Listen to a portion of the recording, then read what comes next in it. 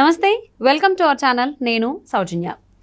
AP CM Jaganmohan Reddy గత కొన్ని రోజులుగా రాయలసీమలోనే పర్యటిస్తూ ఉన్నారు. సిద్ధం సభతో ఆయన ప్రజల ముందుకు కూడా రావడం జరిగింది. మరి సిద్ధం సభ హిట్టా ఫ్లాపా? ఇంటెలిజెన్స్ రిపోర్టు ఏమందించింది జగన్మోహన్ రెడ్డికి? ఈ అంశానికి సంబంధించి మనతో మాట్లాడడానికి, వారి విశ్లేషణని మనతో పంచుకోవడానికి ఈరోజు మనతో పాటు ఉన్నారు టీడీపీ స్పోక్స్ పర్సన్ సూర్యదేవర్లత గారు ఉన్నారు. వారితో మాట్లాడదాం. నమస్తే అండి. నమస్తే. జగన్మోహన్ రెడ్డి ఎన్నికల్లో వస్తున్నటువంటి నేపథ్యంలో బహిరంగ సభ నిర్వహించడం జరిగింది. సిద్ధం సభ ప్రొద్దుటూరులో స్టార్ట్ చేశారు. మరి ప్రొద్దుటూరు సభ హిట్టా ఫ్లాపా? ఇంటెలిజెన్స్ రిపోర్టు ఏదో ఇచ్చింది అని అంటున్నారు జగన్మోహన్ రెడ్డికి. అసలు ఇంటెలిజెన్స్ రిపోర్ట్లో ఏముంది, ఏమి ఇచ్చారు? మనం సిద్ధం సభ గురించి వెళ్ళే ముందు నుంచి మనం మాట్లాడుకుంటే, సిద్ధం సభ పులివెందుల అదే రాజశేఖర్ రెడ్డి గారి సమాధి దగ్గర నుంచి విజయమ్మ గారు బైబిల్ చదివి ఆశీర్వదించి, అంటే చాలా రోజుల తర్వాత గ్యాప్ తర్వాత కొడుకుతో అంత దగ్గరగా ఆప్యాయంగా ఉండటం అనేది చాలా సంవత్సరాల తర్వాత చూడటం జరిగింది. ఇదంతా కూడా మనకి ఎట్లా అనిపిస్తుంది అంటే పొలిటికల్ స్టంట్.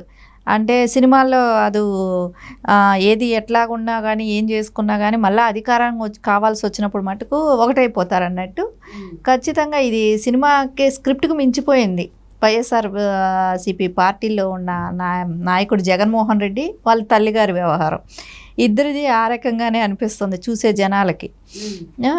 అలా ఆవిడ ఆశీర్వాదం తీసుకొని బయలుదేరారు పొద్దుటూరు. పొద్దుటూరులో జనాలు చూస్తే ఎక్కడా కూడా కనపడడం లేదు. జనాలు చాలా తగ్గిపోయారు. జనాలు రావట్లేదు. ఈ డ్రామా అంతా కూడా చూసిన జనాలకే పిచ్చెక్కుతుందేమో. ఎందుకంటే ఇట్లాంటి డ్రామా అనేది ఎక్కడా కూడా చూసున్నాం. తల్లి ఇన్ని రోజులు కనపడలేదు. ఇప్పుడు మళ్ళీ తల్లి వచ్చింది లైన్లోకి. మళ్ళీ తల్లిని కూడా ఇప్పుడు తీసుకొని తిరగటం మొదలు పెడుతున్నాడు. ఆ తల్లి గారు వచ్చి స్టేజ్ పైన ఏం మాట్లాడతారని కూడా జనం ఆలోచించుంటారు.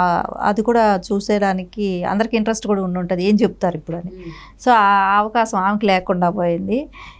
అక్కడ కూడా జనాలు రాకపోవటం, ఆ ఇంటెలిజెన్స్ రిపోర్ట్ కూడా ప్రజల్లో చాలా వరకు వివేకానంద రెడ్డి గారి హత్య అనేది ప్రజలకు బాగా నాటుకుపోయింది. అది ఎవరు చేయించారు ఏంటి అనేది.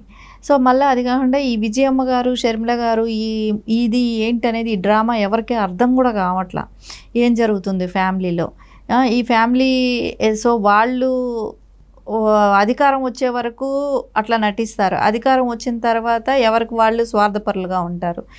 ఏం జరుగుతుందనేది కూడా అర్థం కావట్లా. ఆయనే బహిరంగ సభలో మాట్లాడుతూ నా చిన్నాన్నను చంపిన వాళ్ళు ఎవరు ఆ దేవుడికి తెలుసు, ప్రజలకు తెలుసు అని అన్నారు. ప్రజలు చెప్తున్నారు కదా అవినాష్ రెడ్డి చంపాడని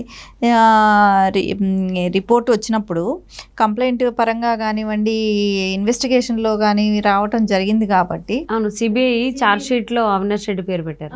సిబిఐ అవినాష్ రెడ్డి పేరు ఛార్జ్ షీట్లో పెట్టడం, అరెస్ట్ చేయడానికి చాలాసార్లు రావటం జరిగింది.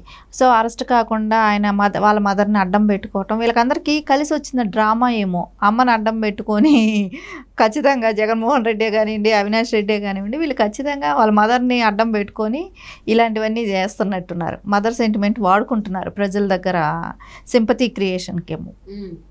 అలా అంటున్నాడు కదా. ప్రజలకు తెలియాలి, దేవుడు తెలియాలంటే ప్రజలు చెప్తున్నారు, ప్రజలకు తెలుస్తుంది ఎవరు చంపారనేది. సరే, ఇన్వెస్టిగేషన్లో తెలుస్తుంది. ఎందుకు అరెస్ట్ కానివ్వకుండా అడ్డం పడుతున్నారు అంటే చిన్నాన్నని చంపిన వాళ్ళకి మీరు కొమ్ము కాస్తున్నారు, చిన్నాన్నని చంపిన వాళ్ళకి మీరు మళ్ళీ ఎంపీ సీట్లు ఇస్తున్నారు. మళ్ళీ వాళ్ళు గెలిపించుకోవటం కోసం మళ్ళీ ప్రచారం ఫస్ట్ కడప జిల్లాలో స్టార్ట్ చేశారు. పొద్దుటూరులో సొంత జిల్లాలోనే జనాలు రావట్లేదు. వీటినన్నింటినీ కూడా మనం చూస్తుంటే ప్రజలకి ఏ రకమైన ఇది అంటే అంత అమాయకులు అనుకుంటున్నాడా, చిన్నాన్నని ఎవరో చంపారన్నట్టు, మాకేమీ తెలియదు అన్నట్టు, చంపిన వ్యక్తిని పక్కన పెట్టుకొని తిప్పుతూ దాని మూలాన చెల్లెళ్ళు బహిరంగంగా వచ్చి చెప్పటం జరిగింది. సునీతారెడ్డి కానీ ఇవన్నీ కూడా చూస్తుంటే ఆయన ఎంత కొమ్ము కాశాడు అవినాష్ రెడ్డికి. మళ్ళీ బాబాయ్ని ఎవరు చంపారు అనే మాట అనటం ఎందుకు? ఇవన్నీ చూస్తుంటే ఏం చేస్తున్నాడు అసలు ఆయన, ఏ విధమైన స్టేట్మెంట్ ఇస్తున్నాడు ఆయనకైనా అర్థమవుతుందా లేదో కూడా తెలియట్లా. అంటే జగన్మోహన్ రెడ్డి గారు అన్నారు కదా సభలో, బాబాయ్ని ఎవరు చంపారో, ఎలా చంపారో ప్రజలకి, ఆ దేవుడికి, ముఖ్యంగా కడప ప్రజలకి ఆ దేవుడికి తెలుసు అన్నారు. మరి ఈయనకి తెలిసినప్పుడు ఇన్ని సంవత్సరాలు ఎందుకు ఈయన ఇలా మిన్నకుండిపోయారు జగన్మోహన్ రెడ్డి? ఇప్పుడు ఎన్నికలు వస్తున్నటువంటి నేపథ్యంలో ఆ ప్రచార సభలో వివేకానంద గారి హత్యకు సంబంధించి ఎందుకు ప్రస్తావించారంటారు? అంటే వివేకానంద రెడ్డి గారికి నేను చాలా మంచిగా, మా చిన్నాన్న అంటే నాకు గౌరవం, అభిమానం, ప్రేమ, ఇట్లా ఏదైనా అనుకోవచ్చు. ఇవన్నీ నాకు ఆయన మీద ఒక గౌరవం ఉంది అని పోర్ట్రే చేసుకోవటానికి ట్రై చేస్తున్నట్టున్నాడు. సో అది ఖచ్చితంగా అయితే అది ప్రజలకు కూడా తెలుసు. ఎవరైతే చంపారో వాళ్ళని పక్కన పెట్టుకొని తిరుగుతూ వాళ్ళనే పక్కన పెట్టుకొని తిరుగుతూ మళ్ళీ చిన్నాన్న మీద ఏదో ఈరోజు ప్రేమ ఉన్నట్టు ఆయన మాట తీయటం. ఎందుకంటే కడప జిల్లా కాబట్టి ఆ జిల్లాలో వివేకానంద గారి ఫాలోవర్స్ ఉంటారు కాబట్టి, సో వాళ్ళకి ఏదో ఒక రకమైన మెసేజ్ ఇద్దాం, నాకు చిన్నాన్న మీద గౌరవం ఉంది, ఆ వ్యక్తులు ఎవరు అంటే, నువ్వు ఒక సీఎంగా ఉండి ఒక సొంత చిన్నాన్నను చంపిన వాళ్ళనే నువ్వు ఏమీ చేయలేకపోతే నువ్వు మిగతా ప్రజలకు ఏం న్యాయం చేస్తావు? సీఎం హోదాలో ఉండి చిన్నాన్నను చంపిన వాళ్ళని ఇంతవరకు పట్టుకోలేకపోతున్నారా? సో అప్పటికి అన్ఫిట్ అని ఆయనే ఒప్పుకుంటున్నాడు. ఒక సీఎంగా నేను అన్ఫిట్ అనే ఒప్పుకున్నట్టే దీన్ని చూస్తుంటే. ఎందుకంటే చిన్నాన్నను చంపిన వాళ్ళని ఇంతవరకు అరెస్ట్ చేయటం కానీ, దాని తాలూకా వాళ్ళని పక్కన పెట్టుకొని తిరగటం, ఎప్పుడు అభియోగం వచ్చింది. సో ఇన్వెస్టిగేషన్కి వెళ్ళాలి కదా, వాళ్ళకి కోఆపరేట్ చేయాలి కదా, వెళ్తే నష్టం ఏంటి? అసలు అవినాష్ రెడ్డిని అరెస్ట్ చేయనివ్వలేదు కదా ఏపీ పోలీసులు, సహకరించలేదు కూడా సిబిఐ వాళ్ళకి. అక్కడ ఎవరు కొమ్ము కాస్తున్నారు? సీఎం జగన్మోహన్ రెడ్డి కొమ్ము కాస్తున్నాడు. పక్కాగా అవినాష్ రెడ్డిని సేవ్ చేస్తూ వస్తున్నాడు. పోలీస్ డిపార్ట్మెంట్ అంతా కూడా అవినాష్ రెడ్డికి సపోర్ట్ చేస్తుంది. స్టేట్ గవర్నమెంట్ ఉన్న పోలీస్ డిపార్ట్మెంట్ అంతా కూడా ఎక్కడ ఆయన్ని అరెస్ట్ కానివ్వకుండా. సో ఆ రోజు అక్కడ జరిగిన ఇన్సిడెంట్లన్నీ కూడా ఆయనకి తెలుసు కదా. అది ఏమిటి, గుండెపోటుని చిత్రీకరించడం కానీ, ఆ రోజు ఏమేమి జరిగింది, ఆ ఇన్సిడెంట్ అంతా తెలుసు. ఏదేమైనా కూడా ఇప్పుడు మనం కడప సభ చూడంగానే అర్థమవుతుంది. కడప జిల్లాలో పొద్దుటూరులో జరిగిన సభలో జనాలు లేకపోవటం అనేది దీనిలో తెలిసిపోతుంది.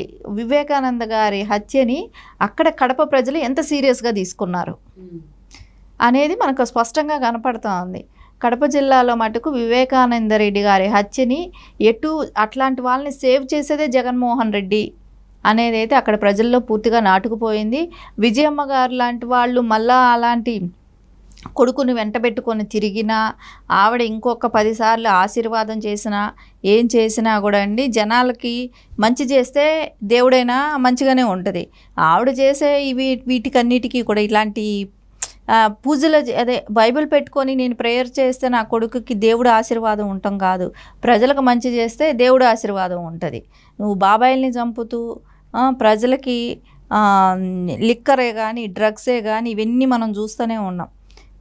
వాళ్ళకి ఇచ్చే స్కామ్లే కానివ్వండి, ఇలాంటివన్నీ స్కీములు ఇస్తూ దానిలో మళ్ళీ స్కాములు చేస్తున్నాడు కదా, ఆ స్కీముల కోసం తెచ్చిండు. ఇలాంటివన్నీ కూడా చూస్తుంటే ఖచ్చితంగా అయితే జగన్మోహన్ రెడ్డికి కడప జిల్లాలోనే నిన్ననే ఫస్ట్ డేలోనే ఆయనకి ఆ ముఖ చిత్రం కనపడిపోయింది. నెక్స్ట్ సినిమా ఎలా ఉంటుంది అనేది.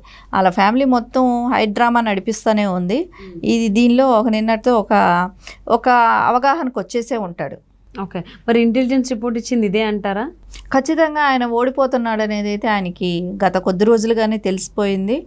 ఎందుకంటే మళ్ళీ నిన్న సభలో కూడా మనం చూసాము, ఎక్కడ ఆయనకి బాబాయ్ పేరు తీసిన తర్వాత ఏం చెప్పాలి, ఎలా దాన్ని కన్వే అయ్యేటట్టు చెప్పాలనేది కూడా ఆయనకు అర్థం కానట్టే ఉంది. ఎందుకంటే దేవుడికి తెలుసు, కడప ప్రజలకు తెలుసు అని అంటున్నాడు. సో నువ్వు సీఎంగా నీకేం తెలుసు, నువ్వేం చేసావు అనేది అయితే ఖచ్చితంగా నా ప్రజలకు చెప్పాల్సిన అవకాశం అయితే ఉంది, అవసరం కూడా ఉంది. సో అదే ఆయన అక్కడ చెప్పుకోలేకపోవటం అనేది ఆయన ఓడిపోతున్నాడు అన్నదానికి ఫస్ట్ సంకేతం. ఇంకోటి, జనాలు కూడా ఎవరు నమ్మట్లేదు, సొంత జిల్లాలోనే ప్రజలు వచ్చే పరిస్థితి కూడా లేదు. అవును, మరి సొంత జిల్లాలోనే సిద్ధం సభ అట్టర్ ఫ్లాప్ అయిందని చెప్పిన వార్తలు వస్తున్నాయి. దీనికి సంబంధించి ఇంటెలిజెన్స్ కూడా రిపోర్ట్ ఇచ్చింది అంటున్నారు. మరి నెక్స్ట్ సిద్ధం సభ సంబంధించి ఎలా ప్రిపేర్ అవుతారు, ఎలా ఎదుర్కొంటారు జనసందోహం అని చెప్పేసి నేను చూద్దామండి Jaganmohan Reddy. And thank you so much for spending your valuable time with Surya Devalath గారు. Thank you.